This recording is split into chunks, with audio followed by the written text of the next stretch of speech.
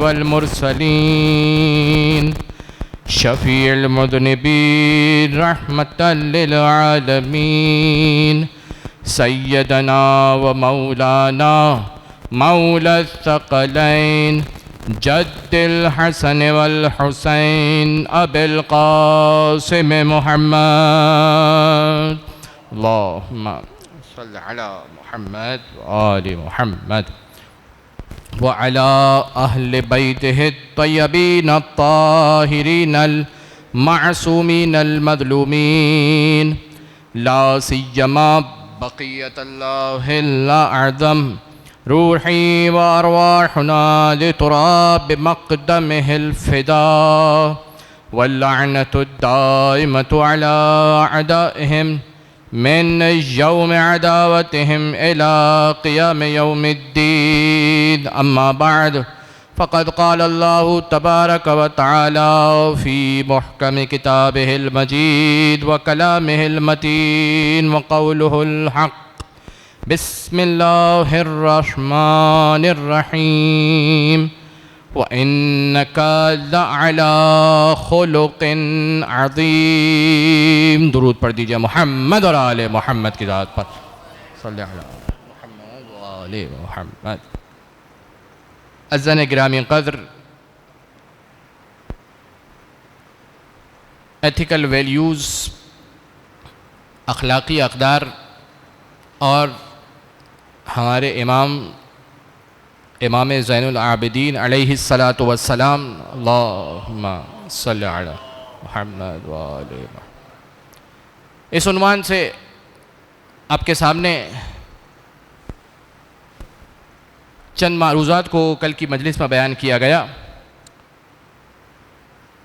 اور خلاصتاً ان باتوں کو دہراتے ہوئے کہ جو کل ہم نے بیان کی تھی اپنے موضوع کے ساتھ متصل ہو جاؤں گا۔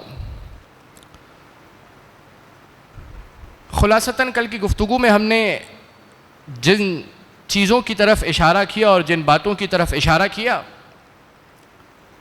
کہ ہمارے امام تمام کے تمام ائمہ خصوصاً امام زین العابدین علیہ السلام نے درود پڑھ دیجئے امام کی ذات پر سب مل کر ایک مرتبہ اللہم صلی علی محمد کس انداز میں اخلاق کو، اخلاقی اقدار کو، ویلیوز کو، مورالز کو ہمارے قلوب تک منتقل کیا، اور اس حیثیت سے سب سے اہم ترین شے جو ہمارے پاس موجود ہے وہ ہے امام سجاد علیہ السلام کی دعاؤں کا مجموعہ صحیفہ سجادیہ اور صحیفہ کاملہ، کہ جس میں امام علیہ السلام نے بٹوین دا لائنز جملات کے درمیان میں لابلائے کلام میں ان پیغامات اور ان میسیجز کو ہم تک پہنچایا کہ بظاہر تو دیکھنے میں وہ دعا ہے لیکن وہ ہر جملہ اپنے اندر مکمل میسیج ہے، مکمل پیغام ہے، مکمل ہدایت ہے۔ جیسا کہ آپ کے سامنے عرض کیا کہ والدین سے متعلق جو دعائیں سید سجاد کے ذریعے سے ہم تک پہنچی، دعا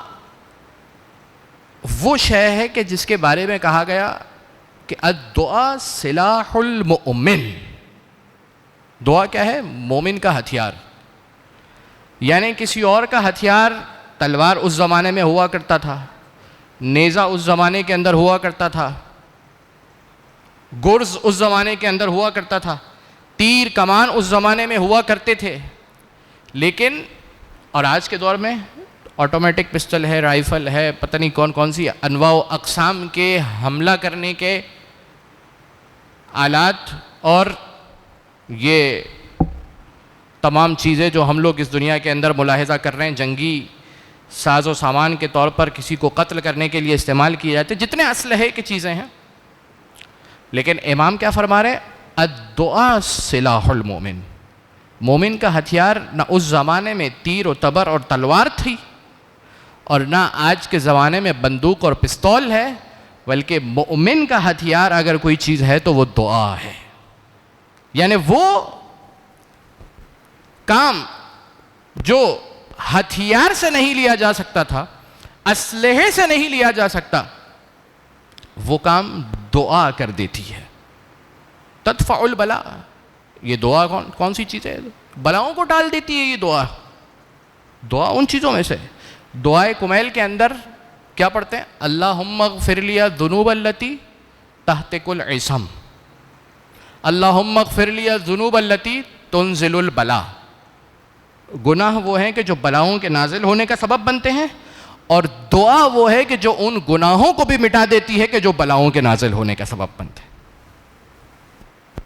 اللہم اغفر لی الذنوب التی تنزل النقم، اللہم اغفر لی الذنوب التی تحبس الدعاء. عجیب بات ہے، کتنی انٹرسٹنگ بات ہے کہ دعا کے ذریعے سے ہی آپ دعا قبول کروا رہے ہیں.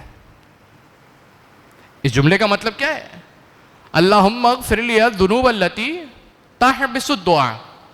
یعنی اس کے اندر پہلا میسج یہ ہے کہ کچھ گناہ ایسے ہیں کہ جو انسان کے دعائیں پروردگار کی جانب قبول ہونا چاہتی ہے، آسمان کی بلندیوں کی جانب سیر کر رہی ہے، لیکن کچھ گناہ ایسے ہیں کہ جو ان دعاؤں کو پروردگار کی جانب جانے سے روک دیتے ہیں. عجیب گھرانہ ہے ان دعاؤں کو کہ جو پروردگار کی جانب جانے سے رک جاتے ہیں، ان دعاؤں کو کہ جو پروردگار کی جانب جانے سے رک جاتے ہیں. کس وجہ سے رک جاتے ہیں؟ اللہم اغفر لی الذنوب. کچھ گناہ ایسے ہیں جو پردہ بن جاتے ہیں، رکاوٹ بن جاتے ہیں، حائل بن جاتے ہیں.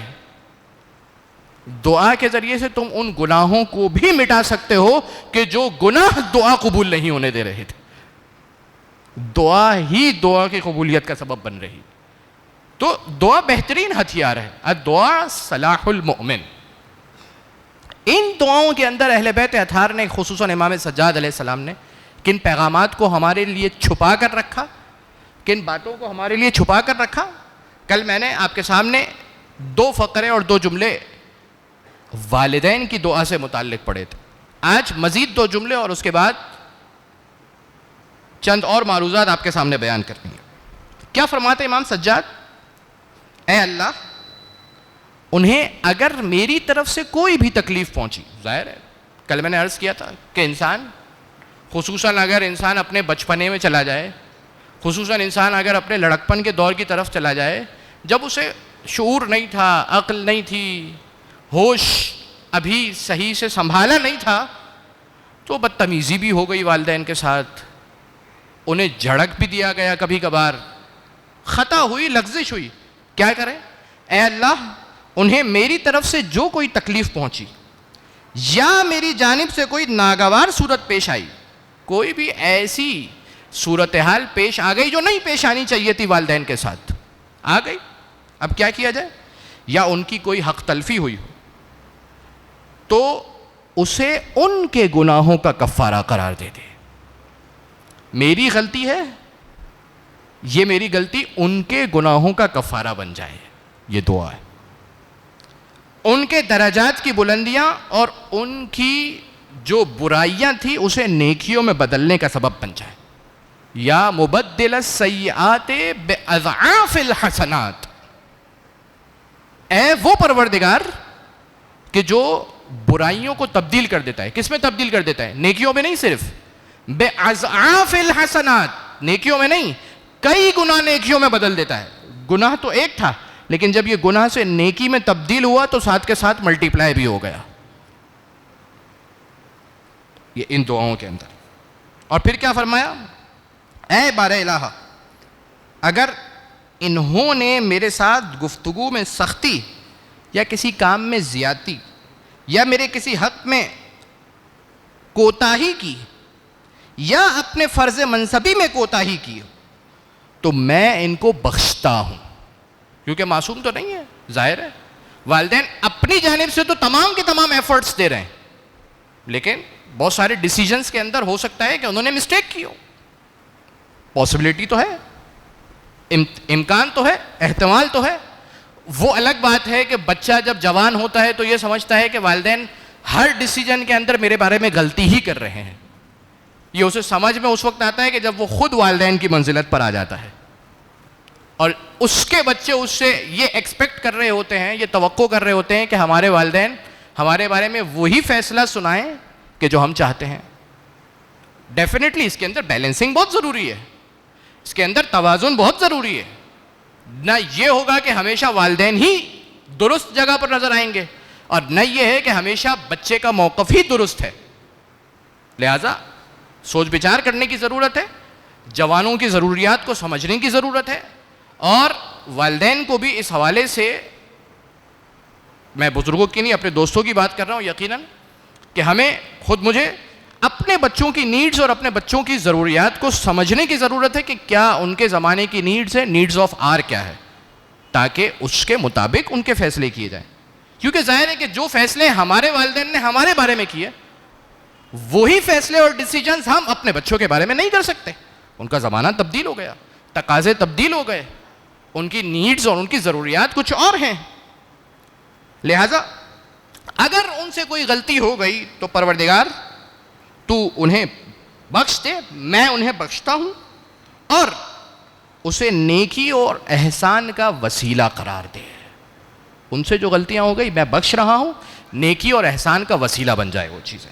پھر کیا فرمایا, پالنے والے تجھ سے خواہش کرتا ہوں کہ اس کا مواخذہ ان سے نہ کرنا, اس لیے کہ میں اپنی نسبت سے ان سے کوئی بدگمانی نہیں کرتا. اب دیکھیں اس کے اندر یہ بتلایا جا رہا ہے کہ تم نے کرنا کیا ہے. بظاہر دیکھنے میں یہ دعا ہے, لیکن امام علیہ السلام اس دعا کے ذریعے سے کچھ بتلا رہے ہیں. میں پروردگار سے کیا کہہ رہا ہوں, پروردگار تو اس کی باز گشت, تو باز پرست نہ کرنا, کچھ نہ پوچھنا, اس لیے کہ میں ان کی نسبت سے کوئی بھی بدگمانی نہیں رکھتا. میں یہ جانتا ہوں کہ جو بیسٹ پاسبلٹیز انہوں نے فیل کی ہمارے لیے, جو بیسٹ ڈیسیجنز یہ لے سکتے تھے ہمارے لیے, وہ انہوں نے لیے. اور اگر کہیں پر غلطی ہوئی ہے تو میں انہیں معاف کرتا ہوں.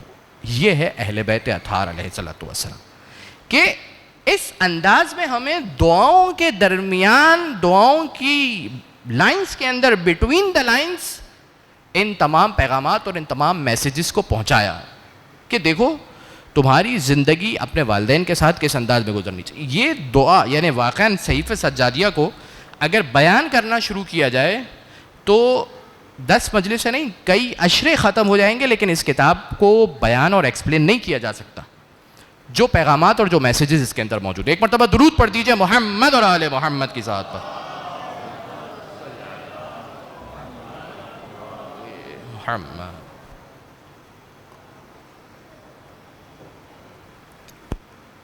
تو یہ اہل بیت اطہار اس انداز میں ہمیں ان پیغامات کو پہنچاتے ہوئے نظر آتے ہیں. یہ عام ماں باپ کا رتبہ ہے نا. اچھا, کچھ میں آپ کو ایگزامپل دیتا ہوں. اب ہم چونکہ جوان ہو گئے تو یقیناً ہمارے جو والدین ہیں وہ بزرگ ہو گئے. آپ یہ بتلائیے کہ کیا اگر مثال کے طور پر والد بزرگی کے اس مرحلے پر آ جاتے ہیں, کیا اس کے بعد وہ ہسپتال پر ہیں, یا انہیں بار بار ہسپتال جانا پڑتا ہے, بار بار چیک اپ کرانا پڑتا ہے, میڈیسنز ہزاروں کی میڈیسنز ان کی ماہانہ کی بنیادوں پر خرچ ہو جاتی ہے, اور چونکہ وہ اس وقت اس صورتحال میں تو نہیں ہے کہ کوئی انکم لا سکیں, لہٰذا وہ بیٹا ہی اپنے باپ کی کفالت کر رہا ہے, تو ظاہری طور پر وہ صرف لائبلٹی ہے آپ کے لیے, ظاہری طور پر صرف لائبلٹی ہے آپ کے لیے, ایک ذمہ داری ہے, ایک رسپانسبلٹی ہے آپ کی گردنوں پر. لیکن یہ بتلائیے کہ اگر یہی باپ, خدا نخواستہ پروردگار ہم سب کے والدین کو سلامت رکھیں, جس کے والدین اس دنیا سے جا چکے, پروردگار ان کی مغفرت فرمائے, اگر مثال کے طور پر یہ ہسپتال میں ایڈمٹ ہو جاتے ہیں, وینٹیلیٹر پر ہے, ڈاکٹر یہ کہہ رہا ہے کہ اگر آپ نے اسے وینٹ سے ہٹا دیا تو یہ ابھی وینٹ سے ہٹائیں گے اور ویسے ہی اس دنیا سے رخصت ہو جائیں گے.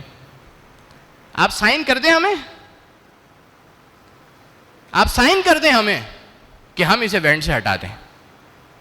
یہ باپ کہ جو ظاہری طور پر ہزاروں کی ماہانہ کی بنیاد پر ہزاروں روپے کی کفالت اس کی بیٹے کی ذمہ داری تھی، یہ بتلائیے کہ کیا بیٹا سائن کرتا ہے؟ کبھی سائن کرتا ہے؟ جو منصف بیٹا ہوگا وہ بیٹا کہ جس نے باپ کا حق سمجھا ہے کبھی بھی اس پرچے پر سائن کر کے نہیں دیتا ڈاکٹر کو کہ ہاں آپ اسے ایونٹ سے ہٹا دے. بات کر پا رہے باپ سے؟ نہیں کر پا رہا. یہ باپ اس وقت کوئی فائدہ ظاہری طور پر دنیاوی فائدہ، اخروی فائدہ، کوئی فائدہ اسے پہنچا پا رہا ہے؟ کوئی فائدہ نہیں پہنچا رہا. لیکن اس کے باوجود بھی کیا یہ بیٹا سائن کر کے دے گا؟ نہیں کر کے دے گا. کیوں؟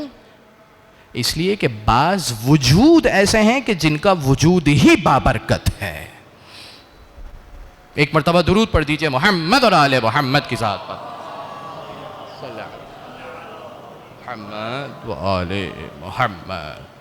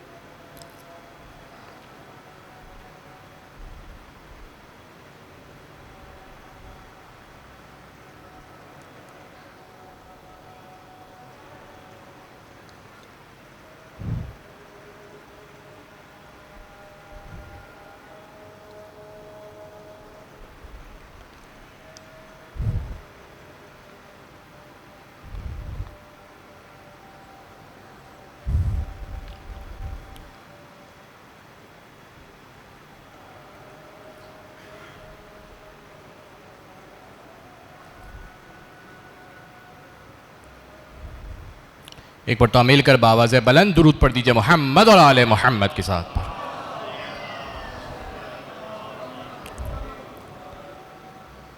تو بعض شخصیات ایسی ہیں کہ جن کا اس دنیا میں وجود ہی بابرکت ہے، ان کا ہونا ہی بابرکت ہے. اور اگر آپ کو یقین نہیں آ رہا تو آپ جا کر ان افراد سے پوچھئے کہ جن کے والدین کا سایہ اس دنیا سے، جن کے والدین کا سایہ ان کے سر سے اٹھ گیا ہے، اس دنیا سے چلے گئے ان کے والدین. جا کر پوچھئے، وہ بتائیں گے کہ وجود والدین کیا نعمت ہے.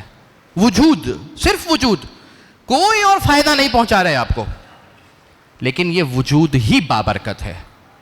یہ عام والدین کی بات ہے. اب چلیے، رسول نے فرمایا یا علی انت انا و انت ابواہ ھذہ الامہ، اے علی تم اور میں امت کے باپ ہیں. جس انداز میں ہمارے والدین کا صرف وجود ہی بابرکت ہے، اس انداز میں امیر المؤمنین علی ابن ابی طالب کی محبت ہی بابرکت ہے. ایک مرتبہ درود پڑھ دیجئے محمد اور آل محمد کی.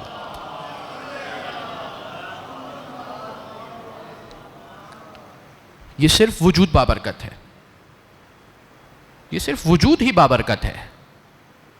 اب آپ کہیں یہ نہیں پہنچایا، وہ نہیں پہنچایا، یہاں اصلاح نہیں ہوئی، یہ نہیں ہوا، وہ نہیں ہوا. نہیں، ابواہ ھذہ الامہ، جس انداز میں یہ والدین ظاہری طور پر آپ کو کوئی فائدہ نہیں پہنچا رہے لیکن وجود بابرکت ہے، اسی انداز میں کائنات کے رسول کا وجود بابرکت ہے، امیر المؤمنین کا وجود بابرکت ہے. اب سمجھ میں آئی؟ ہم قبر کے پاس جا کر جو کہتے ہیں اشہد انک تسمع کلامی و تشہد مقامی، آپ وہ ہے کہ جو ہمارے وجود کو، ہماری آواز کو سن رہے ہیں، ہمارے وجود کو دیکھ رہے ہیں، ہمارے مقام کو جانتے ہیں، ہم کہاں کھڑے ہوئے ہیں. یہ وجود بابرکت وجود ہے. والدین کی طرف نظر کرنا کیا ہے؟ عبادت ہے نا. والدین کی طرف نظر کرنا، النظر الی والدیہ عبادت، والدین کی طرف نظر کرنا عبادت ہے. صرف محبت بھری نگاہ والدین کی طرف گھمانا، ایک نگاہ کرنا، یہ عبادت ہے. اب اس کے ساتھ آپ ریلیٹ کیجئے، انا و علی ابواہ ھذہ الامہ، رسول نے کیا فرمایا؟ النظر الی وجہ علی عبادہ. ایک مرتبہ درود پڑھ دیجئے محمد اور آل محمد کی ذات پر. ما صلی علی محمد. یہ اس انداز میں اہل بیت اطہار علیہم الصلوۃ والسلام ان دعاؤں کے اندر میسیجز کو بٹوین دا لائن سمجھا رہے ہیں ہمیں. پہلی بات ہوگا. دوسری بات، اور وہ یہ کہ امام سجاد علیہ الصلوۃ والسلام کی زندگی میں ایک موقع ہمیں وہ نظر آتا ہے کہ جس موقع پر عبداللہ ابن زبیر جو مدینے میں حملہ آور ہو رہا ہے، اور اس موقع پر مروان ابن حکم، یہ کون شخص ہے مروان؟ یہ وہ شخص ہے کہ جس نے امیر المؤمنین کے ساتھ بغاوت کی ہے، جس نے امام حسن علیہ السلام کے ساتھ بغاوت کی ہے، جس نے امام حسین علیہ السلام کے ساتھ دشمنی مولی ہے. اور یہ وہی شخص ہے کہ جس نے کہا تھا کہ اے ولید، اگر آج حسین کو جانے دے دیا تو حسین ہاتھ نہیں آئیں گے، لہٰذا مدینے میں اسی وقت حسین سے بیعت طلب کرو. یہ وہی مروان ہے. یہ مروان مدینے کے اندر موجود ہے. کربلا کا واقعہ رونما ہو چکا ہے. امام سجاد علیہ الصلوۃ والسلام بھی دوبارہ مدینے پلٹ کر واپس آ چکے ہیں. اس موقع پر یہ مروان، جب عبداللہ ابن زبیر نے ان تمام حالات کو، مدینے کے حالات کو اپنے ہاتھوں میں لینا چاہا اور کنٹرول سنبھالنا چاہا اور حملہ آور ہوا، تو اس موقع پر مروان ابن حکم کے جو خواتین تھیں اور جو بچے تھے، یعنی اہل حرم، جو اس کے گھر والے تھے، وہ چاہ رہا تھا کہ کسی انداز میں ان کو کسی سیف محفوظ مقام پر منتقل کرے اور اس کے بعد وہ جا کر نبرد آزما ہو عبداللہ ابن زبیر کے ساتھ. تو وہ گیا سب سے پہلے عبداللہ ابن عمر کے پاس اور جا کر کہا کہ پناہ چاہیے مجھے، اور مجھے نہیں پناہ چاہیے بلکہ میری خواتین اور میرے بچوں کو پناہ چاہیے کہ وہ تمہاری پناہ کے اندر آ جائے، محفوظ مقام پر منتقل ہو جائے. اس کے بعد میں جا کر ان سے جنگ کروں گا عبداللہ ابن زبیر سے. عبداللہ ابن عمر نے اسے منع کر دیا. اب وقت نہیں ہے کہ میں ان تمام شخصیات کو اور ان تمام کرداروں کو ایک ایک کر کے بیان کروں، ورنہ یہ ہر کردار اپنے اندر ایک تقریر مانگتا ہے. عبداللہ ابن عمر نے منع کر دیا. اب اس موقع پر یہ شخص مروان ابن حکم، حکم ابن عاص ہے، ٹھیک ہے، ایک عمر ابن عاص تھا، یہ حکم ابن عاص ہے، مروان ابن حکم ابن عاص. یہ مروان ابن حکم آتا ہے سید سجاد امام زین العابدین علیہ السلام کے خیمے میں. درود پڑھ دیجئے امام کی ذات پر، صلی علی محمد. ان کے خیمے میں آتا ہے اور آ کر کہتا ہے کہ یا ابن رسول اللہ، کیا آپ میرے خانوادے کو، میرے عترت کو، میرے گھر والوں کو، میری خواتین اور بچوں کو پناہ دے سکتے ہیں؟ کون ہے شخص؟ یہ مروان ابن حکم، جس نے امیر المؤمنین کے ساتھ دشمنی، اور کیا تاریخی واقعات رہے. اب موقع نہیں ہے کہ یہاں پر بتایا جائے کہ کس انداز میں اس نے دشمنی اور بغض اس کے دل میں بھرا ہوا تھا. امام حسن علیہ السلام کے جنازے پر جو تمام حادثات رونما ہوئے، اس کے اندر اس کا کیا کردار رہا. امام حسین علیہ السلام سے بیعت طلبی میں اس کا کیا کردار رہا، وہ آپ کو یاد ہے. یہ شخص امام زین العابدین علیہ السلام کے پاس آ رہا ہے کہ میرے عترت اور میرے گھر والوں کو آپ محفوظ مقام پر منتقل کر دیں، یعنی آپ کے خیمے میں آپ کے گھر والوں کے ساتھ آ جائیں. امام نے قبول کیا اور اسے اپنے خیمے میں، اس کے گھر والوں کو اپنے خیمے میں رہنے کی جگہ عطا کی. کون تھا یہ؟ دشمن اہل بیت اطہار علیہ الصلوۃ والسلام. امام سجاد نے اسے جگہ دی. بات کہاں پر لے کر جانا چاہتا ہوں میں؟ بات یہاں پر لے کر جانا چاہتا ہوں کہ یہ ہے نفوس اہل بیت اطہار، یہ ہے اخلاق اہل بیت اطہار، کہ جہاں اخلاق کی بات ہے تو وہاں پر دشمن کے ساتھ بھی وہ سلوک کیا جا رہا ہے کہ ہم اور آپ آج اپنے مومن بھائی کے ساتھ بھی وہ سلوک کرنے کے لیے تیار نہیں ہیں. جاب میں، بزنس میں، آفس میں، اسکول میں، کالج میں، یونیورسٹی میں، اور آگے بڑھوں سوشل میڈیا پہ. اس وقت جو سب سے بڑا بازار گرم کیا گیا ہے اور ہو چکا ہے بہت افسوس کے ساتھ، وہ ہے سوشل میڈیا. پہلے انسان کو فساد کرنے کے لیے، معاشرے میں جھگڑا کرنے کے لیے، دل میں کدورتیں ایجاد کرنے کے لیے، ایک دوسرے پر تہمت اور بہتان باندھنے کے لیے اپنی زبان استعمال کرنی پڑتی تھی، اپنا ہاتھ استعمال کرنا پڑتا تھا، اپنی تن بدن کی توانائیاں استعمال کرنی پڑتی تھیں. لیکن آج اتنا آسان ہو گیا یہ کام، اتنا آسان ہو گیا یہ کام کہ پورا ہاتھ تو دور کی بات ہے، ہاتھ کی کلائی بھی نہیں، ایک فنگر بھی نہیں، فنگر کی ٹپ، اس فنگر کی ٹپ پر سارا فساد جمع ہو چکا ہے نا. یہ جو ہمارے ہاتھوں میں سیل فون موجود ہے، یہ کس قدر فساد کی جڑ بن چکا ہے، کس قدر فساد کی جڑ بن چکا ہے کہ تمام کے تمام شر، تمام کے تمام غلط کام اس پر ہو رہے ہیں.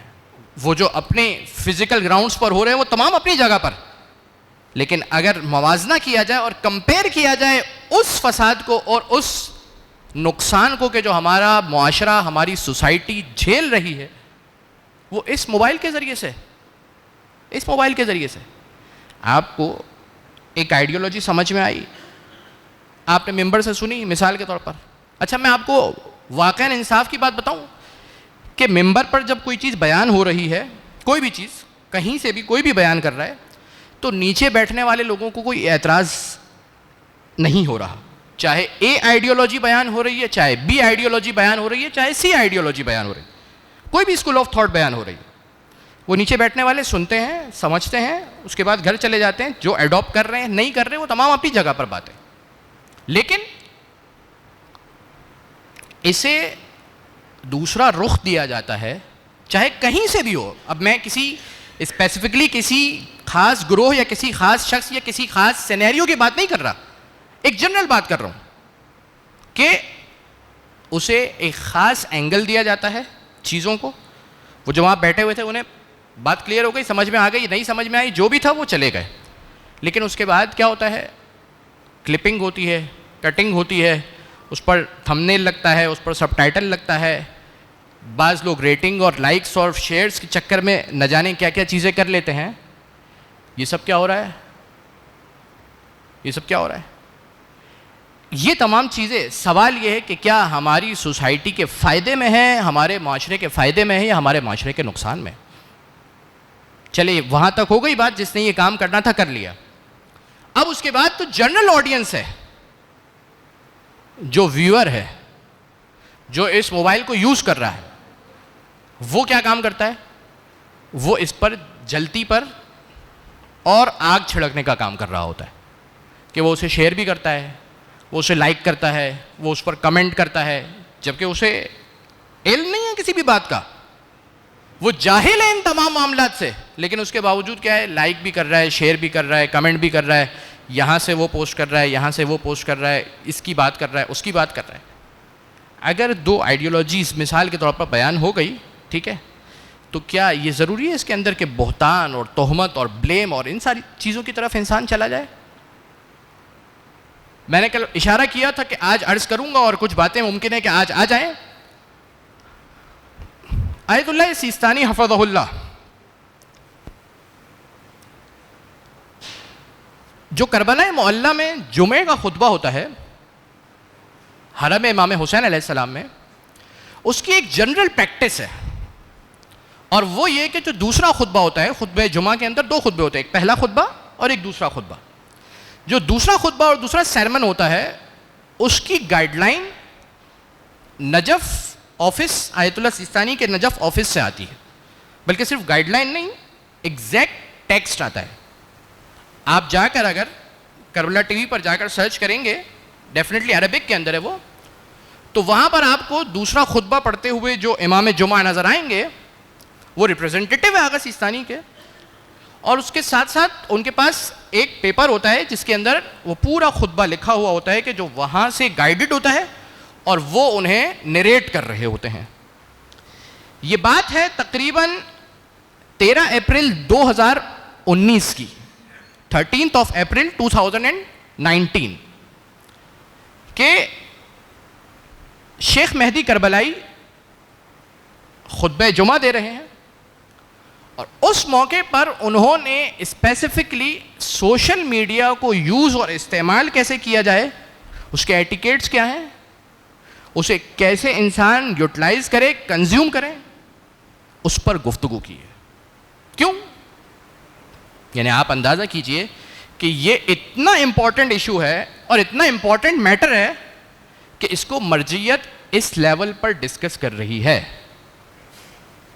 ایک اسٹوڈنٹ میرے پاس آیا اور بلکہ میں اسے پڑھاتا تھا.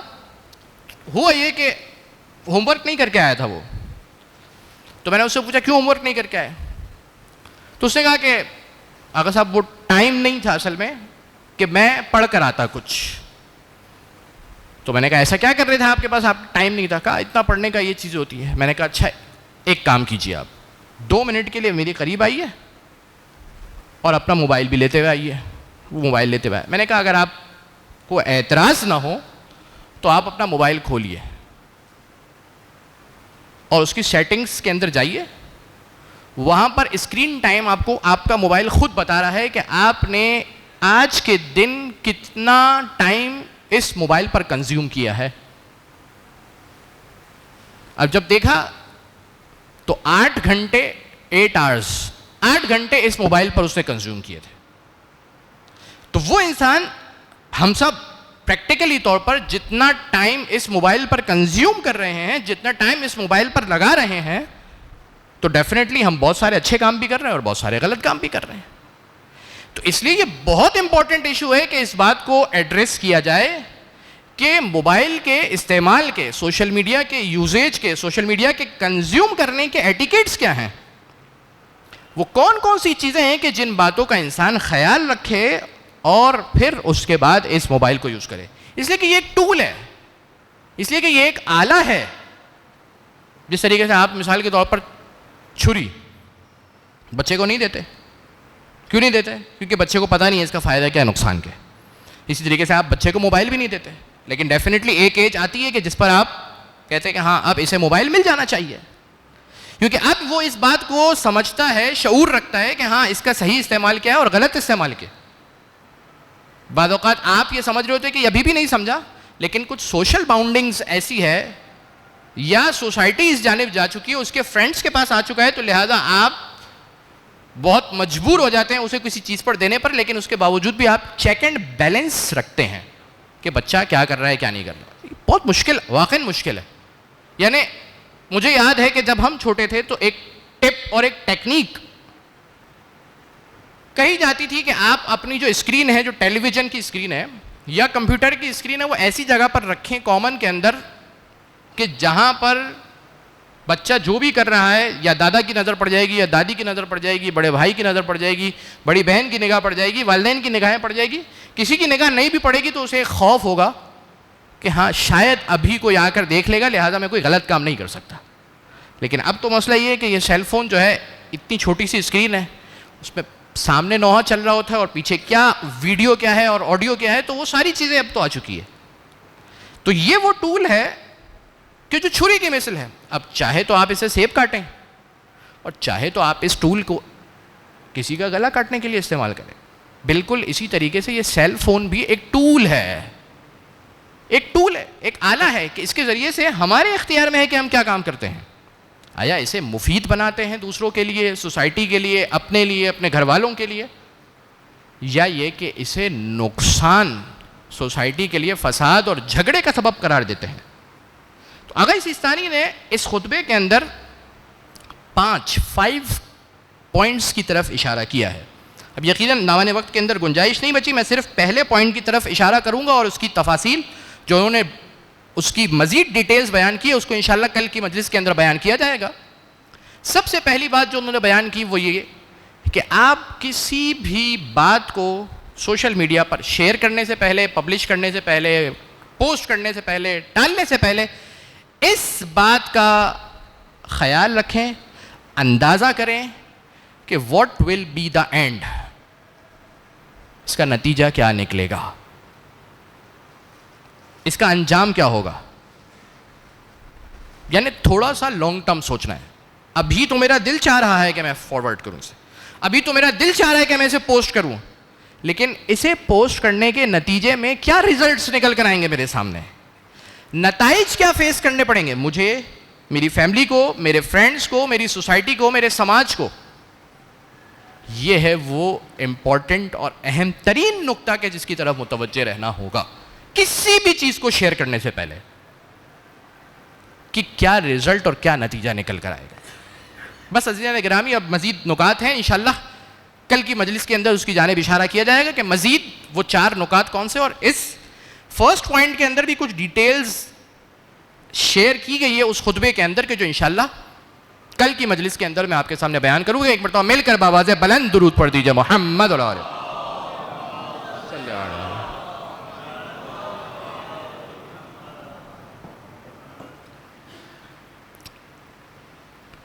بس عزیزان گرامی، یہ اہل بیت اطہار علیہم الصلوۃ اس انداز میں ہمیں پریچنگز اور ٹیچنگز دیتے ہیں.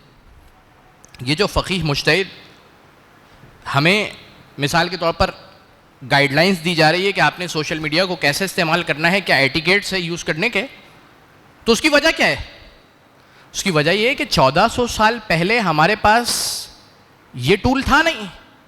جب یہ ٹول نہیں تھا تو ہمارے پاس ایگزیکٹ اپلیکیشن کے ساتھ روایات بھی نہیں ہیں کہ کسی روایت کے اندر آپ کو کافی میں مل جائے کہ فیس بک کیسے یوز کیا جائے گا اور انسٹاگرام کیسے یوز کیا جائے گا اور یوٹیوب میں کیا دیکھنا چاہیے اور کیا نہیں دیکھنا چاہیے. تو اب ہمارے پاس گائیڈ لائنز کیسے آئے گی؟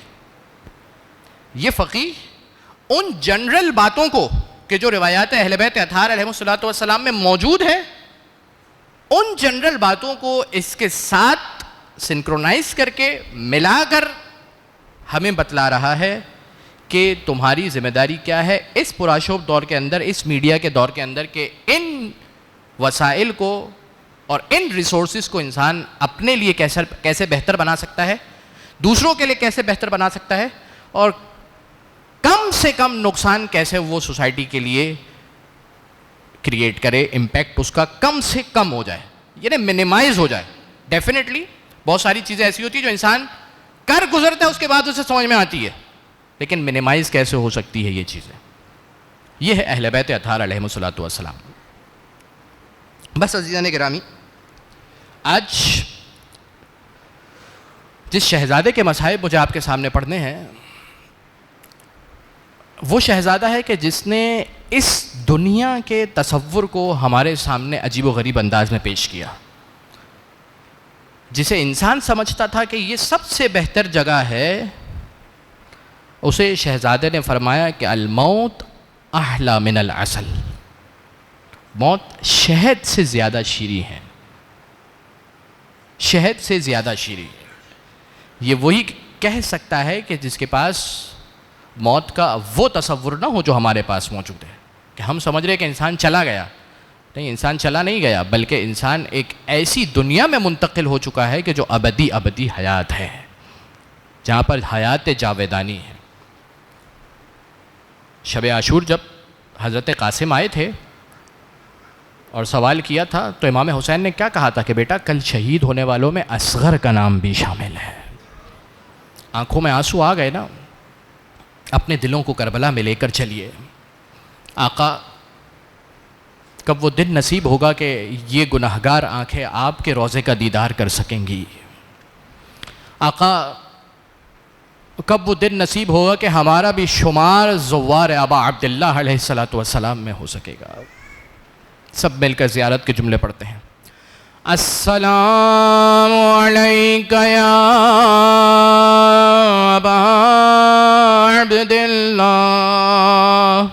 وعلی الارواح التي حلت بفنائک علیک منی سلام اللہ أبدا ما بقيت وبقي الليل والنهار ولا جعله الله آخر العهد مني لزیارتکم. سب مل کر پڑھیے جن جن کے دلوں میں تمنا ہے کہ امام حسین کا روضہ دیکھیں. السلام علی الحسین وعلی علی ابن الحسین وعلی اولاد وعلى أصحاب ہاں عزیزو، عاشور کا دن آتا ہے. ایک مرتبہ حسن کا لال اپنے چچا کے پاس آتا ہے اور آ کر کہتا ہے کہ چچا، کیا قاسم کو مرنے کی اجازت نہیں ہے؟ حسین منع کر دیتے تھے، کہتے تھے بیٹا تم تو میرے بھائی کی نشانی ہو، تمہیں کیسے مرنے کی اجازت دے دوں؟ ایک مرتبہ قاسم ایک کنارے پر جا کر بیٹھ گئے اور کچھ سوچ بچار کرنے لگے. اتنی ہی دیر میں قاسم کو خیال آتا ہے کہ وقت رخصت جب بابا اس دنیا سے جا رہے تھے تو ہاتھوں پر ایک تعویذ باندھا تھا اور کہا تھا بیٹا قاسم جب کبھی مشکل کا وقت آئے نا تو اس تعویذ کو کھول لینا. قاسم نے دل ہی دل میں کہا کہ اب بھلا اس سے مشکل گھڑی اور کیا ہو سکتی ہے. اللہ اکبر. ایک مرتبہ جو تعویذ کو کھولا تو کیا دیکھا کہ باپ کی تحریر موجود ہے اور یہ لکھا ہے کہ بیٹا قاسم، کربلا میں تو نہ ہوں گا لیکن اپنی جان کو میرے بھائی حسین پر وار کر دینا. ایک مرتبہ قاسم کا دل خوش ہو گیا، دوڑے دوڑے آئے، چچا کے پاس آئے اور لا کر بھائی کی تحریر بھائی کو دے دی.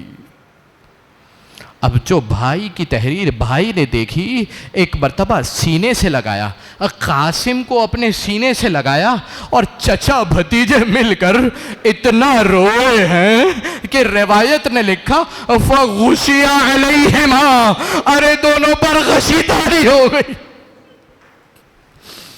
اجرکم علی اللہ. ایک مرتبہ حسین نے قاسم کو روانہ کیا. جانتے ہیں کس انداز میں روانہ کیا؟ عربوں میں ایک ریت تھی کہ جب کسی یتیم کو روانہ کیا جاتا تھا نا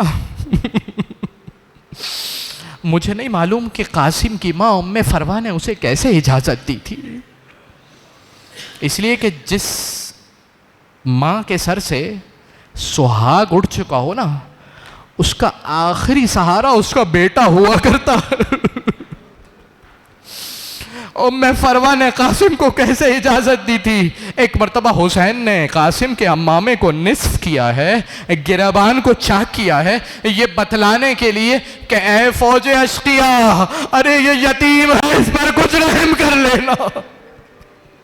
ایک مرتبہ قاسم رن کو چلے، گھمسان کی جنگ ہوئی، لیکن ایک مرتبہ زین فرس سے زمین کربلا پر آئے، آواز دی السلام علیکہ یا عمّا، اے چچا جان قاسم کا آخری سلام قبول کیجئے. ایک مرتبہ حسین دوڑتے ہوئے پہنچے. ابھی تو عباس زندہ تھے، عباس کے ساتھ پہنچے، لیکن جب حسین قاسم کے سرہانے پہنچے نا، دائیں کے گھوڑے بائیں، بائیں کے گھوڑے دائیں، قاسم کے لاش پر حسین نے پہنچ کر صرف ایک جملہ کہا ہے، بیٹا قاسم چچا کو معاف کرنا، تو نے مدد کو پکارا، چچا کو آنے میں تاخیر ہو گئی.